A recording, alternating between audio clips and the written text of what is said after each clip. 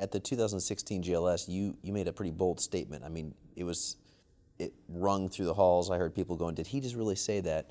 You said what the world needs or doesn't need is more people leaving the marketplace to necessarily go work in churches. We need more people being pastors in the business. Why did you say that? And what does that look like to you to say we need people to go back and be pastors in their business? Well, if you just look at the math, you say there's already 430,000 churches in the United States. We've got a lot of churches.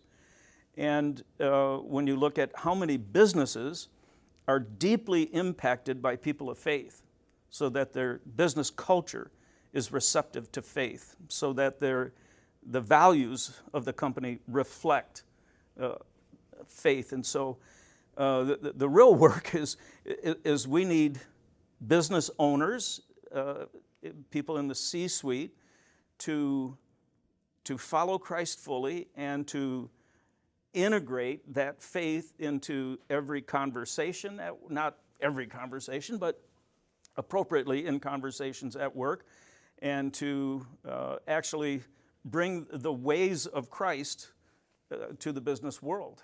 And so if we all of a sudden had 500,000 business owners flood the NGO market or start a bunch of churches, we're over-churched already. We need the flow to go the other way.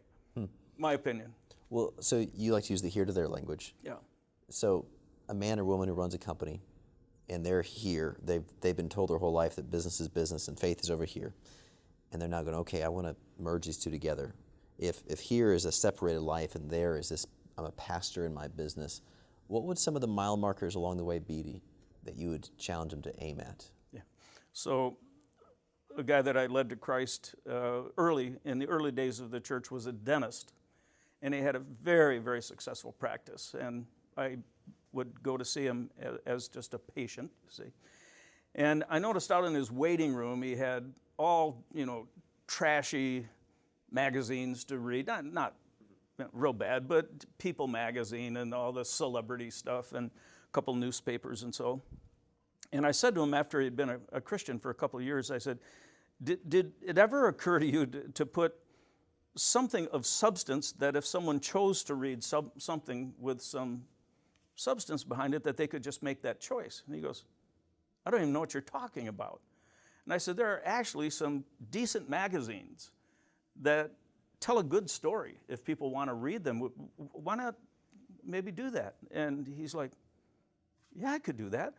And then a couple months later, he said, I've had some patients start to talk to me about the magazines that they read out in the waiting room. And I said, well, then did you tell them that you're a person of faith? And he goes, well, I can't do that. I'm their dentist. I said, they can't stop you because you got your hands in their mouth. You can say, hey, not only I'm a person of faith, but I attend a church right down the street that has changed my life and my family's life. Anyway, I'm belaboring the point.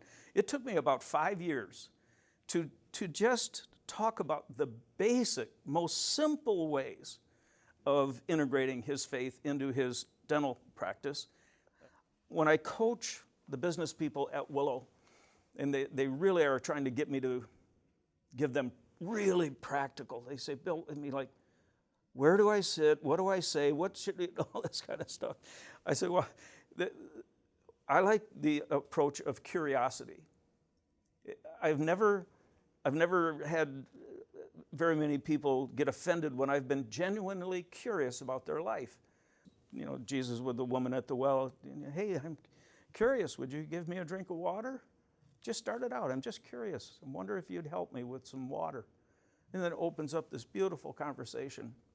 So if that's helpful, it's pretty easy to do.